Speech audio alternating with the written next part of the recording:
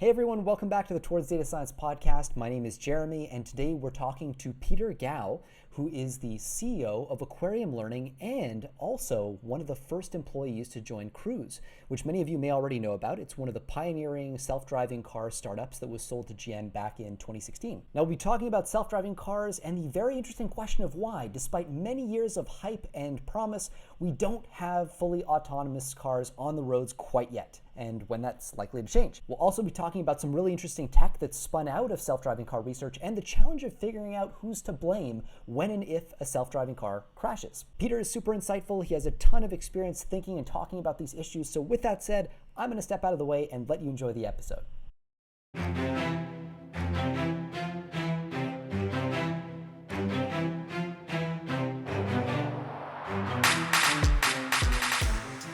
Well, Peter, thanks so much for joining me for the podcast.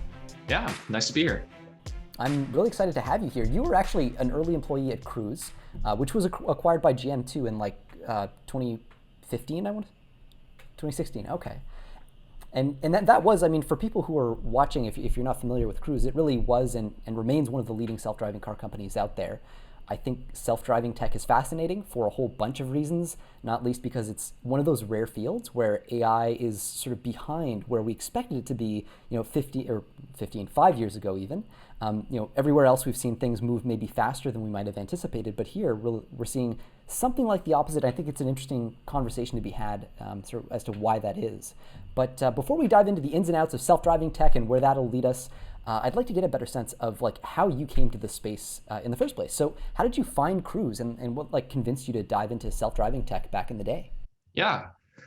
So it's kind of a long story, I guess. Probably the most logical start to it is when I was in high school, I was really into robotics. I was on the robotics team and I ended up being the captain there. And at that time, when we were looking around the sort of space of careers that people were going into from robotics, a lot of it was mostly defense.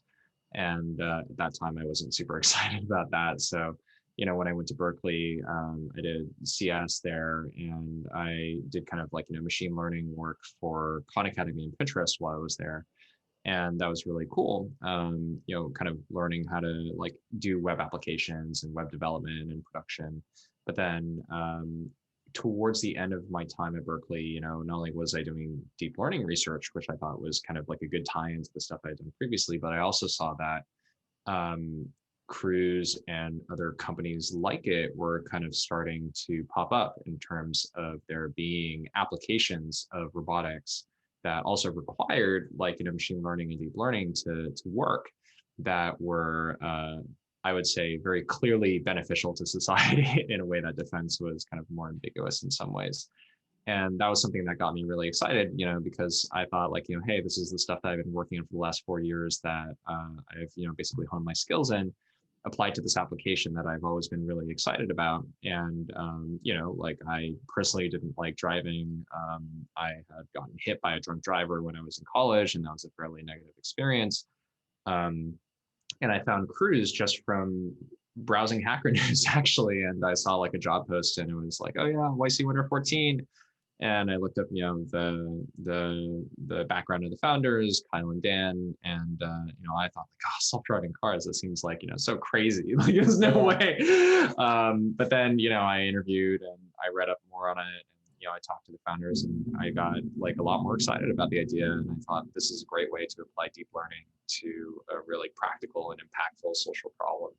And so I joined on.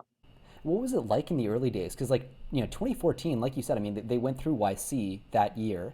That must have been just absolutely fresh off the presses. The team's just nascent. No one really knows what's possible, what isn't. What were some of those early experiences like, and what were some of the early projects that you worked on?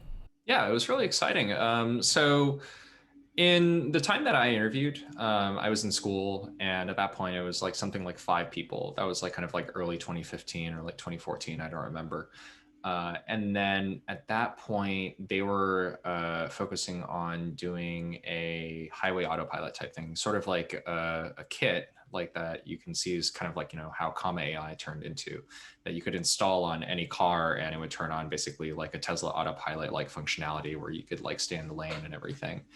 And I remember one of the moments where I I was like kind of on the fence about joining versus like going back to Pinterest or doing something else, like, going to Google X. And so at that point, I was like, well, I'm in the area. I kind of want to just take a ride in the car because I'd done the interview and I want to just feel how excited I would be or not excited I would be.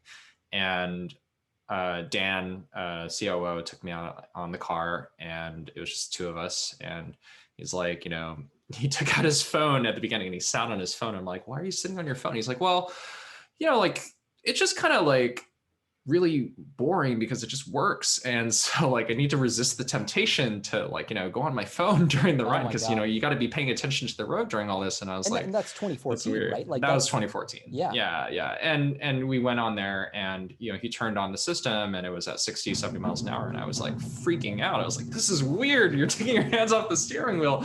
Like we're going to die. And then, like there was like 10, 30 seconds of excitement of like, oh my God, my heart was beating on my chest. And then it was like, oh, it just works. And then, and then like, it was boring. And then that was kind of the moment where I realized like, this is the future. The future is when it's really boring.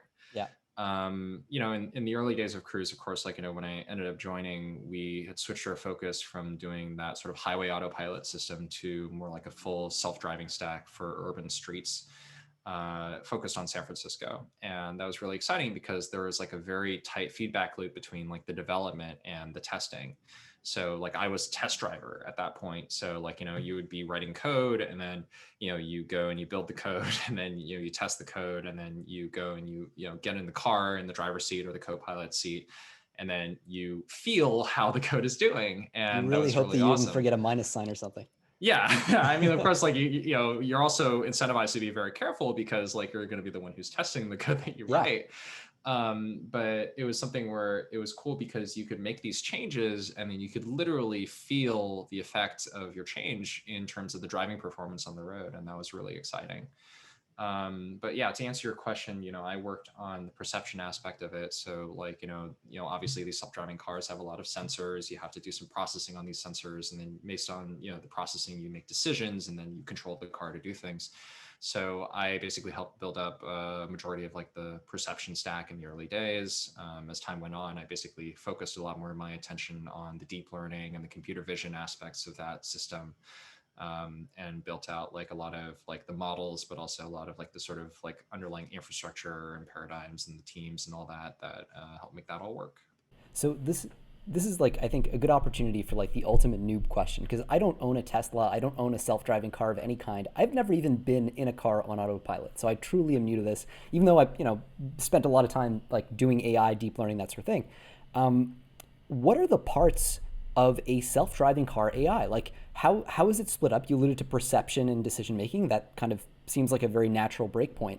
But like let's zoom in on maybe the part you worked on, the perception piece. So how is perception broken down? And like are parts of that like reinforcement learning, or is it all deep learning? Is part of it like decisions systems that are hard coded in? Like how does that all work? Yeah, so I think, it helps to kind of start from a broader thing and then kind of zoom in. And if you were to start from like a broader perspective about what a self-driving car is, a self-driving car is a robot. And, like when you think about most robots, like, robots have to understand the world, perceive the world around them, and then they have to be able to make decisions to interact with the world. And then that changes the world in a lot of cases, and then that feeds back into this loop of it perceiving and thinking and then deciding and then acting, and then you kind of go through that loop. And so a lot of the robotics field is about either the hardware of how to perceive or how to interact with the world, like robot arms and like sensors and things. And then there's also the software aspect, which is like how do you interpret those sensors, how do you make decisions, how do you control the robot, that stuff.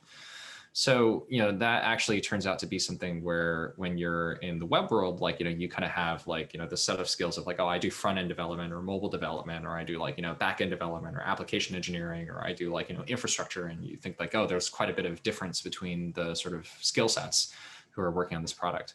But in self-driving, it's even wider than that because you have not only these folks who are working on the sort of web application tooling side, but then you also have within the robotics stacks, you have someone who's an expert in controls. or an expert in planning or an expert in deep learning or like, geometry and mapping. And these people are extremely specialized in their roles, and in some cases have absolutely no idea what the other person in that stack is doing, and has even less of an idea of like what the person on the website is doing. And so you have this extremely wide variation in skills that some people who came from the web world were now like unused to, like, the sort of way that a PhD thinks, who had just come out of like, doing a PhD at Carnegie Mellon, and they've been working on robots, and like, they basically edit their code with like, a text editor like gedit or Notepad. But still get like crazy work done. And so when you look at perception, you even like zoom in from like this massive stack to just this one thing.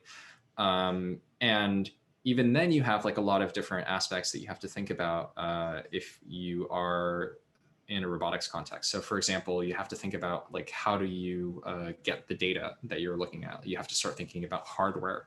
Like you have to think about the specs of the hardware. You have to think about how that data is processed, and whether that like fits into the form factor, the requirements you want. You have to think about how you process that, like in sort of like the like more traditional image processing or geometric way of like, how do I write really fast to GPU code? How do I like transform it in the ways I want? And then you also have things like being able to actually do algorithms on top of it. And not all algorithms are machine learning. Some of those are things that are sort of classical algorithms that people have been working on for 10, 20 years. Things like SLAM, things like 3D reconstruction. These are things you can get PhDs in that have not been supplanted yet by machine learning. And then there are machine learning people, and a lot of machine learning people have no background in robotics. And so they come in and they think that everything is actually a machine learning problem. And so you have, even within perception, this sort of communication gap between the different specialists there. And then, like there's like reinforcement learning is something where that has been of high interest in research for the planning aspect of like, how do you make decisions based on what you see? But it hasn't had a lot of widespread deployment in the self-driving space, just because like it's still kind of too researchy. We're not sure if it works yet, or if it works well enough for like most practical applications. But as you can see, like, when you work on like a robotics application, you have like, just this immense breadth in the stack, and you have to be good at all of it in order to make it work. So is that related to the reasons why this kind of tech hasn't, like, we haven't reached level 5 self-driving cars that are like, completely can go on their own on the road without any supervision? Like, is that related to these, like, to this Frankenstein monster essentially that is the tech stack for self-driving cars? Or is there a specific reason why some kind of, I don't know, feature of driving is like especially hard for, be it the machine learning algorithms or the classical algorithms, as you say, that these things run on? yeah, so I think it's actually something where you need to break it down based on the problem domain, and then also like, the sort of solution space. And if you look at the problem domain for robotics, there's kind of this idea of like, what is a difficult robotics problem and what is like a simple robotics problem. And if you think about a simple robotics problem, like, think about just your like, dishwasher. It's technically a robotic system because it has some hardware component. It has to perceive like, the temperature of something inside it. It has to do some control of like, spraying water and things like that. But it's easy because it's very constrained. Like you have a very controlled environment inside of it that you don't have to worry about like, too much variation. The task is relatively simple, or can be accomplished relatively simply, which is just like, spraying water on things to clean them. And then it also has like a human interaction, which is that it can rely on a human to like load things into the dishwasher and then take them out at the end. And that is something where even if that human interaction is necessary, it's still like something that's a very compelling and useful product. Now, when you go to self-driving people have, you actually, made a slip and you said, oh yeah, like, self-driving, well, we've been talking about for 50 years. And it's like, oh, actually, no, it's actually 5 years. It's actually like something like 50 to 100 years that people have been thinking about self-driving cars. Oh, wow. If you go and you look at like, these really old vintage, like 50s videos from like the World Fair or something like that in the 50s, where like all the cars have like little rocket ship fins on the back of them on the taillights. They were talking about like, how General Motors was going to do some like, self-driving car that doesn't need you to drive, and you can just sit back and relax in the back of your like giant car, and it's going to drive you where you need to go, and it's powered by a nuclear reactor or something like that. But back then, the technology that they needed to use to implement that relied on basically having guides in the infrastructure. You would need to have like, for example, like magnets under the roads or something like that, or like a track or something like that, in order to tell the car where to go, because it couldn't perceive the world.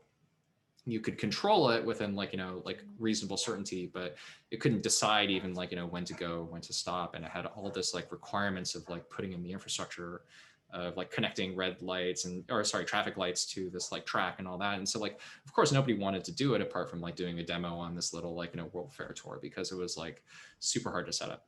And so when you go like, 20, 30 years into the future, you start seeing, like even in the 90s, people were doing self-driving cars that were actually like, fairly good at just like staying within their lane boundaries on the highway and like, slowing down or speeding up, responding to like, the cars in front of them. This is something where it was possible to do that.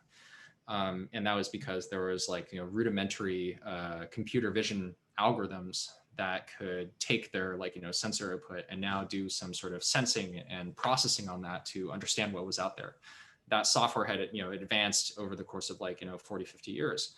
But then to enable this, you needed to have this entire van full of server racks that could like do that processing on like, stereo cameras or whatever. And it was also something where it couldn't adapt to anything that was even like moderately complex.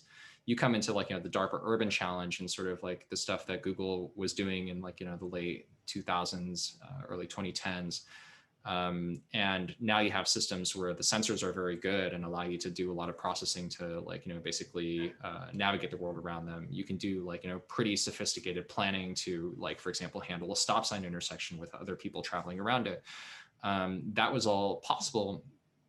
And then the sort of breakthrough was like when deep learning came onto the scene in 2012, and it allowed you to get this like really high accuracy in terms of perceiving the world. And this is crucial because now you don't need to change the infrastructure to suit the cars. Now the cars can interpret the infrastructure the same way that human does and still like, be at like an accuracy level that is comparable and safe as compared to a human. So that's kind of the big sort of progression in terms of the technology that has made this possible.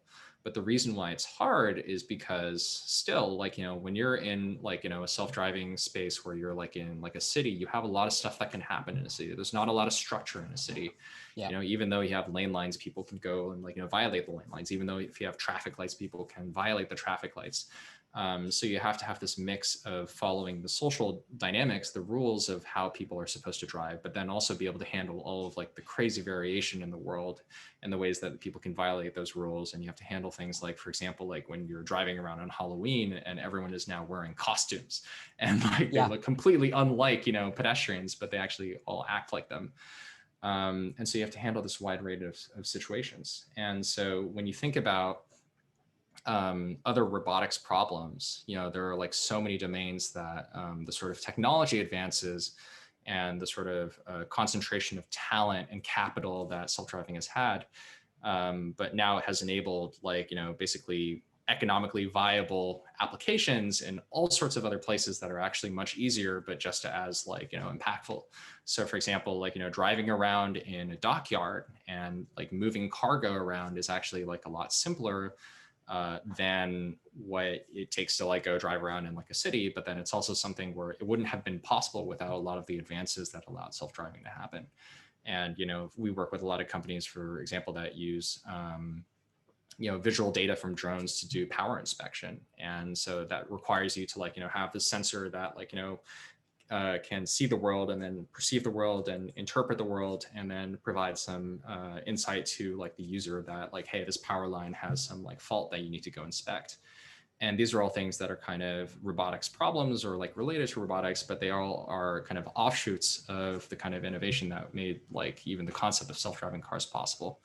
And overall, like, self-driving cars work in the sense that you can go to Phoenix right now and you can like, call Lyft and, a Waymo self-driving car will come pick you up without a driver and it will be safer than a human. But to make it work everywhere all the time is a much harder problem. So.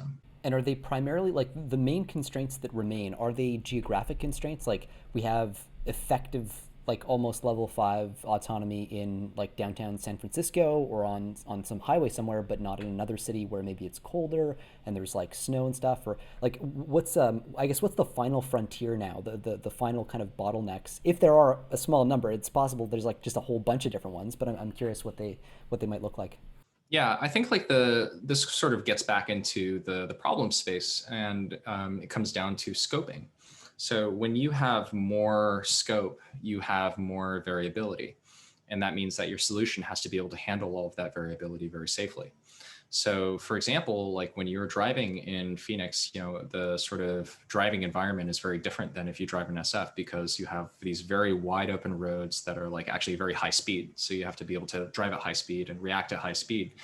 But then there's not as much complexity in that. Like you don't have to deal with like the sort of stuff that you see in San Francisco, where there's a lot of clutter on the side of the streets, where there are like, for example, like, homeless folks who will like, just walk into the middle of the street while you're driving, or like, you'll have like even just different driving behaviors, different types of traffic lights, even different types of weather conditions like fog or like versus like a sandstorm. And so that means that like you have to handle more scenarios safely, which introduces complexity on the solution side. So when two driving environments are like really similar to each other, then, like it's not too bad to apply one solution to both domains. But even if you were to say like, hey, I'm going to move from like California to like a similar environment in like, Colorado, you have to account for like the color of the signs changing, now like, the back of the signs are like brown instead of green, or maybe that causes some problems there.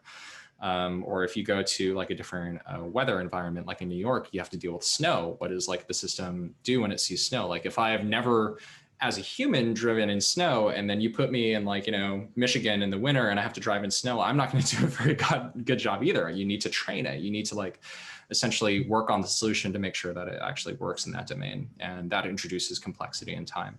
So I would relate it to being like, a human driver. If you have driven all your life in Phoenix, and then, tomorrow someone drops you off in Mumbai and asks you to drive there, you're not going to do a very good job either. You're going to need some time to get used to it. And this is kind of happening on like a fleet and organizational level with these AIs that are powering self-driving. So would it be fair to say, I mean, because I've heard this idea tossed around, I think it's a little bit speculative, obviously, but people will talk about, full self-driving car tech as being an AI complete problem, where basically like, in order to be able to do this, you almost need an AI that's like human level of generalization ability. I suspect that's like very much not the case given the amount of bespoke stuff that's happening under the hood here, that the first fully automated cars are still going to have a whole bunch of like hacked together rule-based system stuff, but at least insofar as like getting used to new roads, like this takes a kind of human like shift in performance and habits. I mean, do you think we're actually going to get to some kind of fully kind of let's say generalizable self-driving car tech before we meet human performance on other tasks? So I don't think you need to have artificial general intelligence to drive as well as a human. And that's because there are already self-driving cars that drive statistically better than a human. But like what it's getting at is kind of, I think, two main questions. And the first question is kind of like, does it need to think or act or like, function like a human in terms of like, like the sort of ability for free thought or creativity or generalizability or context or whatever, like, the stuff that people associate with AGI in order to drive? And I believe that's no, because it's something where if you look at, for example, an airplane versus a bird, like the biomechanics of the bird are very different than like, like the sort of turbine engines that you see on an airliner. And yet the airliner can go much faster and carry much more cargo and, has like a different set of trade-offs. But you don't need it to function like a human for it to do human tasks just as well. So that's kind of like, for example, like dishwashers function in a different way than, human dishwashers with like, the rag and like, a sink and all that. That's number one. I would say number two is this idea of like, do we even need it to supplant all the things that a human does in order to be like economically viable? And I think there is this fault where everyone believes that like, a self-driving vehicle or any sort of robot or any sort of like automation is only viable if it completely replaces the human. And that's not Mm, true. And in the case of self-driving, a lot of the times you can handle a lot of low-level decisions or a low-level, like functions, like, obstacle avoidance, like, that's stuff that a machine can handle very well, and it will handle it better because of the reaction time being so much faster. It doesn't get tired. It pays attention 360 degrees around it. Those are all things the machine does much better. But then there are also questions that are much more difficult and contextual and have like, societal context. So like, what do you do when you get into a certain situation that's very difficult when, for example, you're at like a construction zone and you need to interface with like a construction worker who is trying to communicate with the car? Well, that's something where you can actually offload that to a human. You just need the autonomous system to detect that is in the sort of situation that requires a lot of social interaction or a lot of like, social context, and then delegate that decision to a human. And that one human can now be responsible for like something on the order of like 10 to 100 cars. And that can still be something where they handle these difficult cases for the machine, but that's still like, significantly more economically viable than having a single driver per car. And so I think it's kind of like an interesting question, more like, can we get this to function like a human? That's more like an academic thing where like, yeah. of course, like we're all very interested in seeing if we can make a machine that's as good as a human, because that has a lot of implications on society. But in terms of making something that will drive people around and be safe and make money, like that's something where it's kind of a less immediate concern. Yeah, it seems almost as though the error being made here is like viewing self-driving car tech as this monolith where you have just like you have driving, the task of driving, but within driving you've got all these independently economically valuable things, cruising on the highway, driving up to a curb and stopping, that sort of thing, each of which can be kind of unbundled into other things, which I think takes us to a direction I was hoping we could explore, which is like, what are some of the coolest and most exciting applications of self-driving tech related technology that you've seen spin out of self-driving car tech since you've been in this space? I love this question because I'm so excited about it. This is what gets me up out of bed every day to go to work.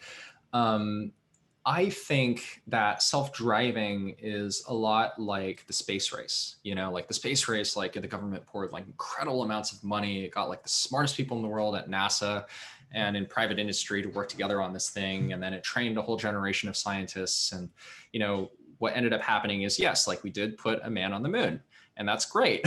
Like it was hard. People didn't think it was possible. That's awesome.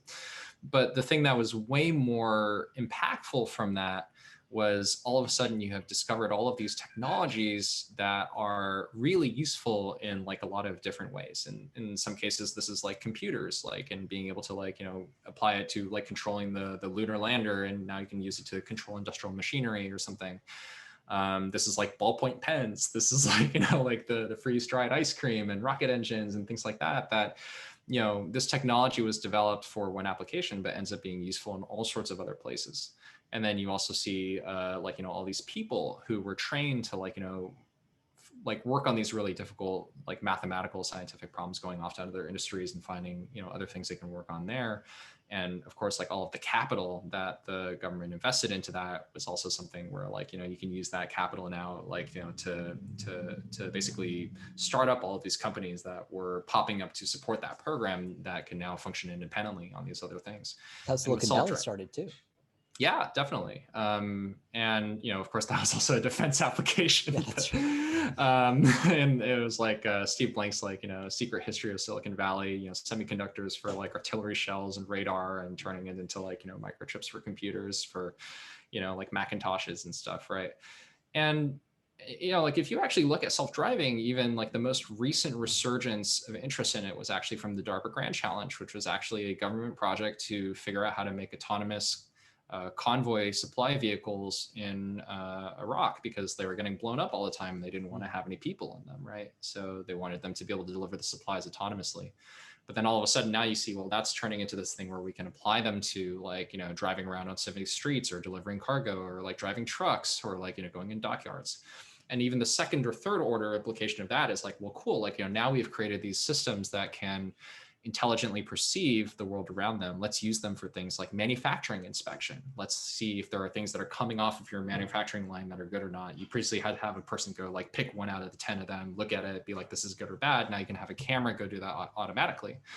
Or you can have systems where, as I mentioned before, like, that drone company, you can basically fly a drone over like hundreds of miles of power lines and wind turbines and do inspection of that automatically instead of having a human literally climb up these poles, Yeah. with hooks to like look around for woodpecker holes. Or situations where, like, one of the companies we work with, we love them a lot. They are basically analyzing trash, like, what people throw away in IKEA kitchens or industrial kitchens, so that you can tell the kitchen manager, like, hey, this is what people are throwing away. You should probably make less of it, and like That's save so cool. money, and you reduce your food waste, you reduce your climate impact, all that. We have another Mm. company we work with that is using deep learning for basically anomaly detection in nursing homes, where they can detect like, hey, here's like an audio event of someone like, falling or crying for help or whatever, and using that to like notify a nurse instead of having to have like a nurse in every single room. And so I think this sort of idea of, even on like, the hardware side, like, proliferation of like all these GPUs and, all of the technology for processing stuff, all the way up to like, the software side of like, using deep learning for these applications that were either infeasible for people to do, or now can allow people to be way more productive in terms of what they're able to do now. It's all these different applications across all these different industries that are easier problems than self-driving, but the technology is just as relevant, and the economic impact is going to be, I think, like, 100 times as much as like, people think driving is. So that's Well, the stuff that I get really excited about with like this AI technology. and to your point, I mean, it really makes you sort of philosophically rethink what a lot of these jobs actually are. Like, how much of nursing is just a perception problem? How much of restauranting is a data shortage problem? And like, all of a sudden, the moment you can do these tasks, you kind of realize, wait, like, 30% of the nurse's time is just spent listening and waiting. Like, can we do better than that? And all of a sudden, it makes you rethink, what is that profession really? And you kind of redefine it so that nurses end up spending more of their time, deliberately working with patients, and then restaurateurs can spend more of their time building the right, or building, cooking the right stuff. Yeah, it's almost interesting from that kind of redefinition perspective, kind of changing the way we think about roles and jobs in the economy. Yeah, and like, one of the examples that I think really illustrates kind of the old way versus the new way of doing things is one of the companies we work with does recycling sorting. And that industry was crazy. I didn't know about this until we started working with them. But like, it used to be that the US shipped all of their recycling to China back in the day. They would Mm. just put them on these giant barges and ship them to China. And then in China, there would be folks who had basically really low cost of labor who would manually pick through and say, this Oh is my like God. the aluminum, this is the glass, this is like whatever, and put them into their respective piles. And then a few years ago, China basically, like the living standards have increased. And so the labor costs have increased, but then also like the government banned, like, no more sending us your trash. Like, we don't want your trash anymore. We don't want to have to deal with it. And so in America, like, there's this problem where it's like, well, we still want to recycle things. We still want to do stuff with it. But, we don't have the cost of labor necessary to hire people to go and sit at this line and pick through the aluminum and stuff. And so we can use robots for this. Let's have robots go and analyze like what stuff is aluminum and what stuff is plastic and what stuff is whatever, and sort them into the right boxes with the robot arm. And this is something where it makes like way more sense. You don't have to like, incur like the labor costs of like, sorting through it. You don't have to incur the transportation costs of shipping it on this like, fuel guzzling vessel to China.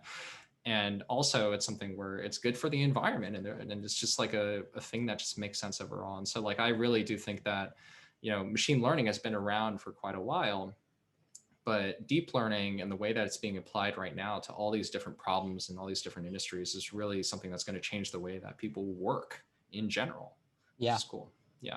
Well, and speaking of like low-hanging fruit that are kind of ripe for automation, not to overuse the fruit metaphor there, but I remember talking like I think in the last batch of YC companies, there was one that was automating. I think they were automating like trains, like basically just doing self-driving train tech, and that kind of has me thinking in this context, like what other, you don't normally think of like, oh, the glorious like path to self-driving train tech. Like it's one of those areas. It's a lot like look at Flexport, for example, just doing shipping cargo, and potentially they'll be automating the movement of cargo ships before long too. But like there are all these low hanging fruit that are problems that seem somewhat inglorious that get dusted under the rug or ignored because they're not like flashy car tech. Um, I guess is that something that you've seen? Like you've alluded to recycling and that sort of activity. Is that like an area where you tend to see more of this automation happening, or is it like do these problems tend to be easier? The more mundane ones is that the feature that makes them profitable to automate? Yeah. I think this is actually worth a history lesson in terms of just machine learning. Like I worked at Khan Academy and Pinterest, and I think the type of machine learning that we did there was kind of emblematic of the type of machine learning that was really popular in the 2000s. So machine learning has been around for quite a while, but then kind of like the big sort of like crazy like valuable case for it was when people were using it in the early 2000s for problems like search ranking, like recommendations, like forecasting. And so like this is like when you go on your YouTube account and you like click on a video, and then they generate recommendations of like you should watch this next, right? And there's things that were kind of characteristic of that generation. Number one, the data was structured data. This is stuff that you can basically store very nicely in your SQL database. It's stuff that is essentially like tabular, like like a spreadsheet sort of view of stuff. And so it's very easy for people to handle with computers.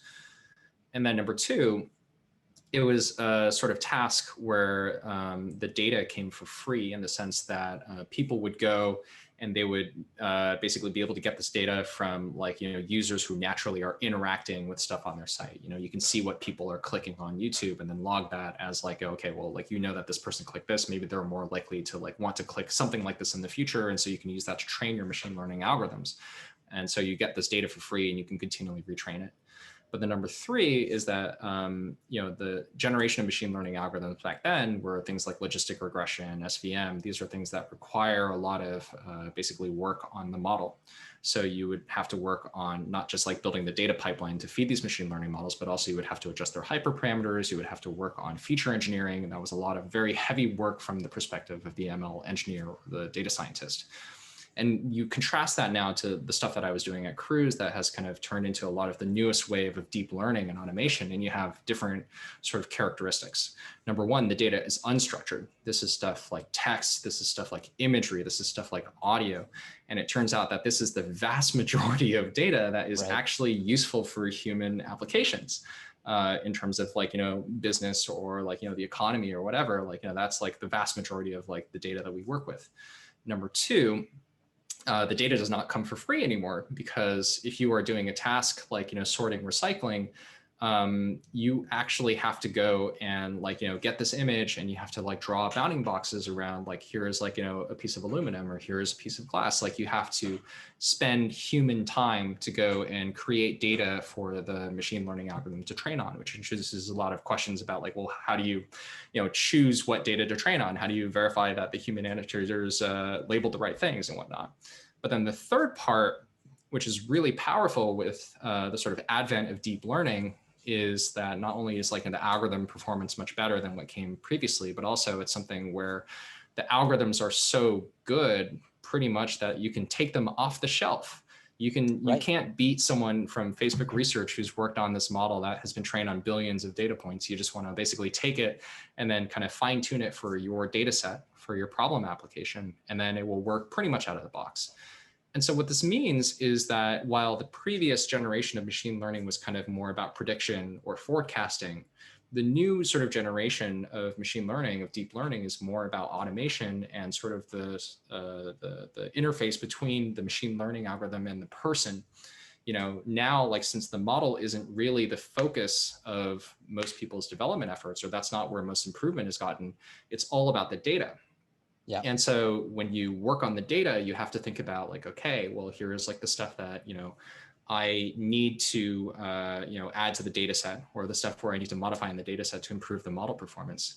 And so you can think about this machine learning algorithm as kind of like having like a new coworker. If you bring on a new coworker, to help you sort recycling, what you do if this, coworker is a human is you basically, first day you tell them, okay, like, put this stuff over here, put that stuff over there. You give them maybe like a little 1-page guide for them to read through.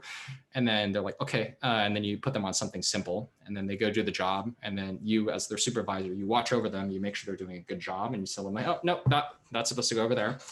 That's supposed to go over there. Okay, that's a good job. You're doing that right. And then they learn from that and they get better. And so ideally, the next day, like they're going to do a better job at picking the recycling, and then you can put them onto harder things and they can pick harder recycling. And that's how you train a human coworker. And now you have this machine learning coworker that's kind of coming in, and you have to basically, give them like the basic instructions, which is like this, data set that you may have collected and labeled by hand. And maybe it can function on some easier tasks, and you have to monitor it and then see where it fails, and then kind of add in data in the places where it's deficient, or correct the data in the places where it's confused. And then basically be able to iterate on this model until it gets better and better and better. But the great thing about this coworker is that you don't have to pay it as much. It's a lot faster.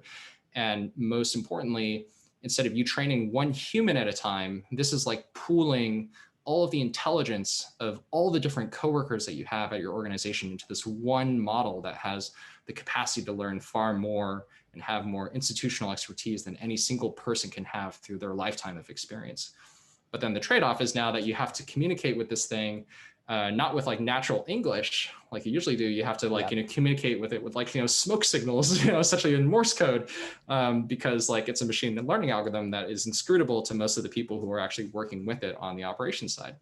And that's like this huge problem where like, most of the magic of the next generation of automation is going to come from the cooperation and the interaction between the machine and the human. But the state of the tooling is that it's like really hard for you to understand what the machine is doing, let alone give it corrective feedback to make it better. And that's kind of the problem that we focus on with our company, Aquarium.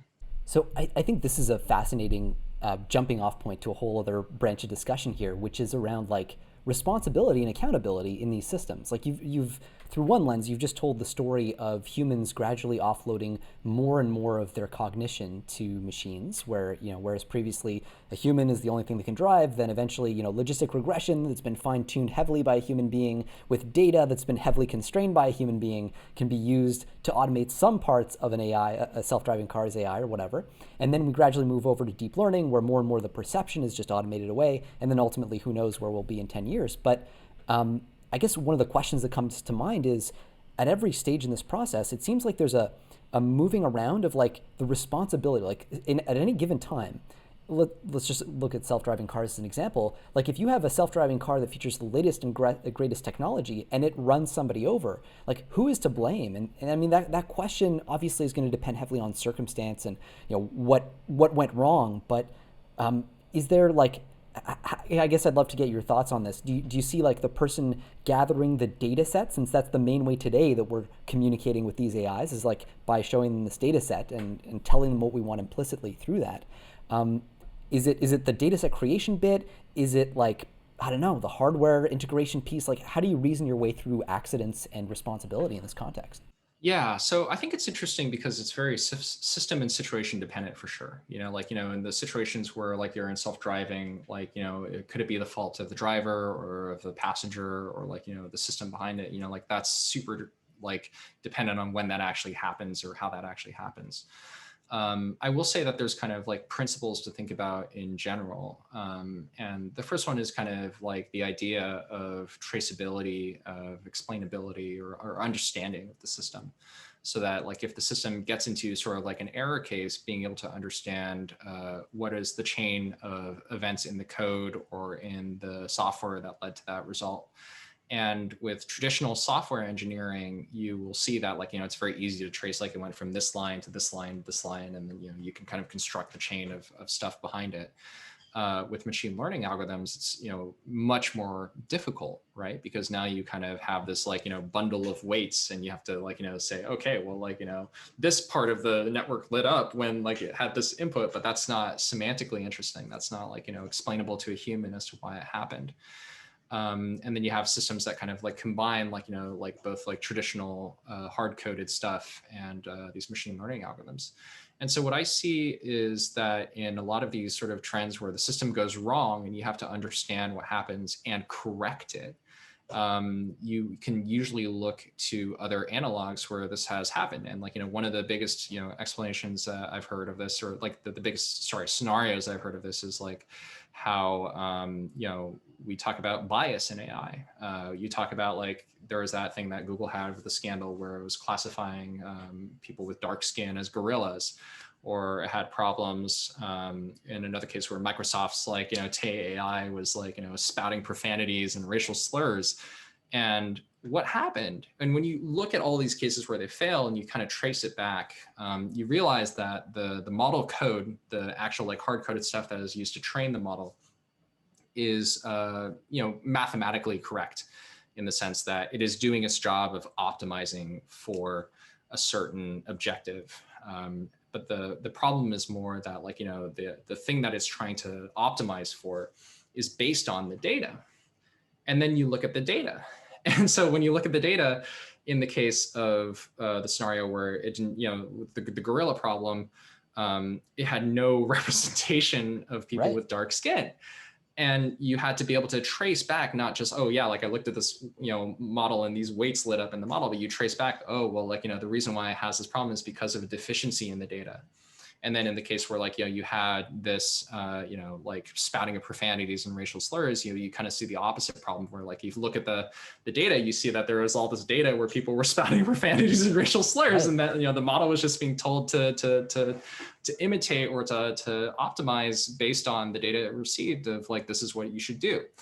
And so when I think about these problems in terms of traceability and explainability and places where these goes wrong and how you have to correct them, I think it really does come down to what you show them. If you imagine going into a hostile work environment where your supervisor tells you that you're supposed to shout at the customers when you get in there. Yeah. Like you can only blame your supervisor when like you go and shout at your customers. And so that's kind of like the way I think about that sort of problem. So that's actually really fascinating, especially in the context of some of the conversations we've been having on the podcast about stuff like AI safety. We talk about the alignment problem, and that's usually framed in a different way where people will say, oh, like, be careful what you wish for. Be careful what you ask your system to optimize for. While it does get some emphasis, it gets way less to talk about the data set and to say, like, wait a minute, you can get the target exactly right. You can get the loss function exactly right.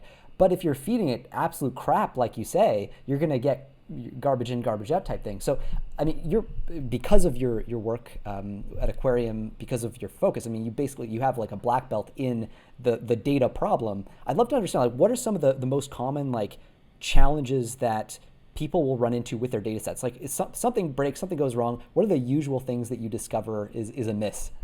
So I like to describe this as Maslow's hierarchy of ML. And so, the sort of base of the hierarchy of the pyramid is the data correct? And in the sense that it is not like, corrupted or mislabeled or something like that, right?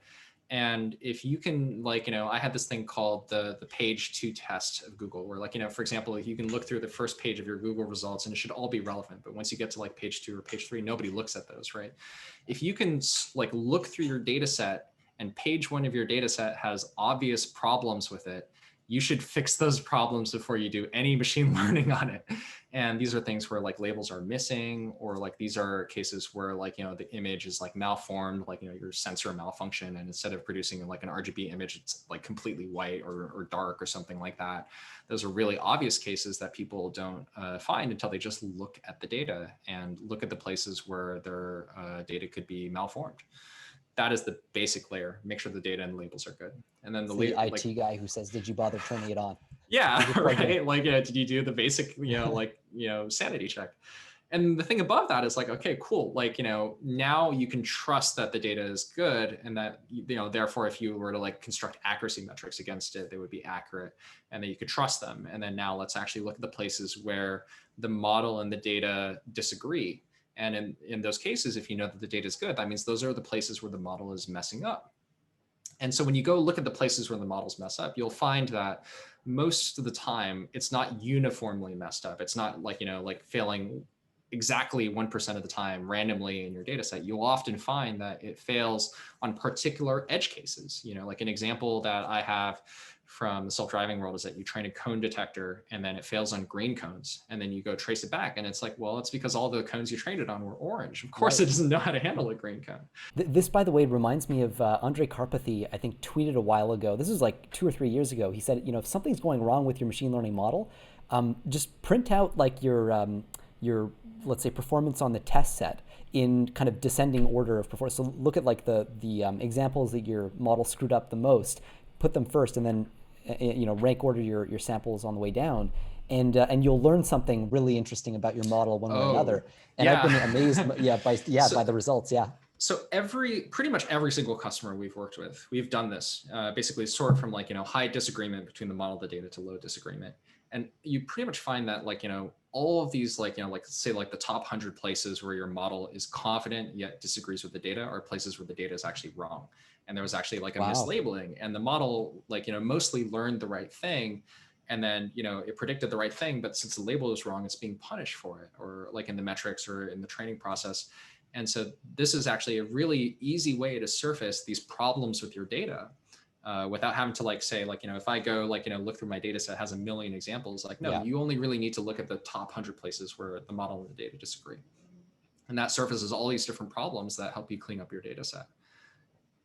But like, once you've figured out, okay, the data problems in terms of the quality, and then you figure out the model problems where like, the model tends to mess up on these sort of edge cases, then you get to the place where like you have the top of the pyramid, which is like, here is data that your model has never seen before in the training set that it sees in production. Like this is something where it's like out of sample. This is like Yeah. where I was telling you, like, if you were to train on regular pictures of people, and then all of a sudden on Halloween, everyone starts wearing these crazy costumes, and then you don't know how to handle it because the world is complicated.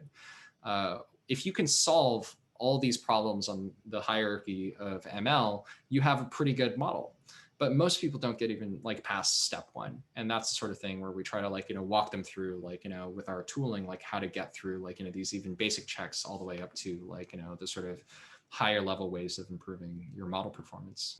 And does this get harder with complex systems like self-driving cars? Because I'd imagine, you look at a self-driving car and you've got like a perception module that feeds into a decision module that feeds into, well, ultimately a perception module. It's sort of like a turtles all the way down thing. But like if you have, for example, if your perception is wrong, then you're feeding in bad data to the decision module. And so now if like you're essentially training it on badly labeled data in a way. So like the more of these pieces you kind of smush together, it sort of seems like the ability to parse these complex systems becomes really important. I'm guessing you're looking at simpler use cases with your company, but I'm curious if this is something that when you audit a complex system like a self-driving car or something else, like is this a focus? Is this something you have to do sort of forensically? Yeah, I think there's a distinction between having a complex problem domain and then having a complex solution space. That's something Mm, that I think is very important to distinguish. So if you have like a complex problem domain, like, like self-driving is complicated because it has a lot of variability. It has a right. lot of like, potential things that you can see. Maybe if you're on a factory line, you have a lot less variability because ideally the part that you're looking at all comes out looking the exact same way, right? But then the variability is actually the thing that determines the difficulty of walking people through that process of improvement of their models, because that means that your model has to handle more stuff, which means you have to collect more data of it, which means you have to do more error analysis and more iteration to get it right. Like, one of the things I can see is like, when your environment is changing constantly, that means you have to always be on top of it to find whenever you have these sort of new things coming up.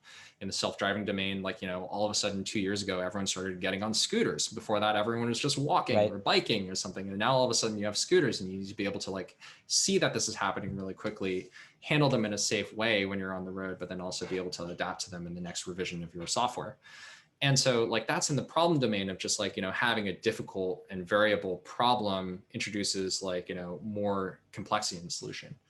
But then now you go to the flip side, which is like you have a complex solution. What do you do in order to debug that? And as you mentioned, like, for example, there was this idea of like having different modules that kind of like feed into each other. And I will argue, like, there are people that say, like, we shouldn't have a complex solution. We should have a neural network that takes in just the inputs from, like, our world, and then outputs directly decisions of what a robot should do. And this is actually possible in certain domains. So if you, for example, go look at a lot of like the way that people are doing robot arms, they're actually able to Yep. merge together the perception and the planning and modules together into a single neural network that can directly decide what to do. And so that's something where, like, the complexity of the pipeline is more dependent on whether your solution will actually work or not, because, like, that doesn't work for self-driving. It just doesn't work. It doesn't get the performance that you want. And so now you have this sort of like stage where you have multiple systems that feed into each other. And at that point, you have to be really good about root causing, as I mentioned Right. before. Like, when you have a problem, tracing it down to, like, what was the thing that performed badly, and understanding why it performed badly, so that you can do, like, kind of the error analysis on it and the improvement on it. But it also means that you have to have really good system by system metrics and be able to test these things in isolation, in addition to testing it on the system level and doing, like, root cause traceability and stuff. So a lot of this goes to the point, which is, like, part of the reason that self-driving is hard is because it has this variable domain, but also because it's safety critical, which means that you can't tolerate any failures at a certain point. Right. Well, Um, but the failures that we see with self-driving car tech, and I think this is one of the really counterintuitive aspects of all this, and one that we'll have to deal with more and more as a species. We start to offload more of our decision making to machines. Is like the stupid things that self-driving cars do and the stupid things that humans do are, like, they're just very different. Like, you'll have situations where a self-driving car will just like plow over some, like, a pedestrian without even slowing down, and conversely, you'll have moments where a human being will crash into another car in a way that a self-driving car just like never would, because it just wouldn't. They make different kinds of mistakes. Um, is that like, I don't know. There's, to me, this complicates things so much, because when we're talking about adoption of this kind of technology, we have to like figure out how we're going to reason through those things. Like, is it the case that if self-driving car tech gets accident risk down to below where it would be with humans, is that enough of a win? Or do we also care about the quality of the errors? Is there some aesthetic preference that we have that overrides just like the deaths per kilometer driven metric that we might otherwise focus on? yeah. I think that's more like a values question, but I think there is something that is, kind of beneath that, which I think offers like a better solution. And that goes back to this idea that automation is not the complete replacement of humans in any process. It can often be the partial replacement or the augmentation of humans in a process.